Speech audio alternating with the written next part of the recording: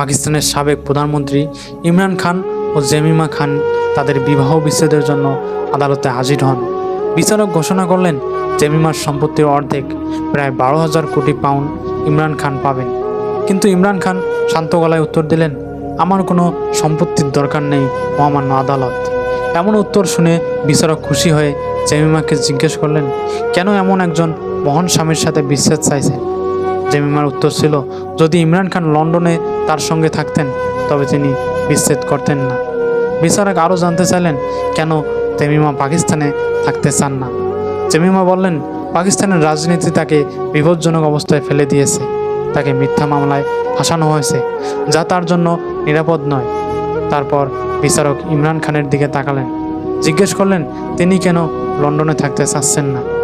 ইমরান খান বললেন, পাকিস্তান অনেক গরিব দেশ, এখানে অশিক্ষা, কুসংস্কার এবং অবিচার আছে। আমি চাই কিছু দেশের জন্য করতে, তাই লন্ডনে থাকা আমার জন্য প্রায় অসম্ভব। শেষ পর্যন্ত আদালত সিদ্ধান্ত নিলেন বাচ্চাদের তাদের মায়ের সাথে থাকা উচিত। ইমরান খান সম্মত হলেন এবং বললেন, জেমিমা একজন ভালো স্ত্রী এবং তার চেয়েও চমৎকার একজন মা। বাচ্চাদের তার কাছেই থাকা উচিত। বিচারক তাকিয়ে অবাক হয়ে গেলেন।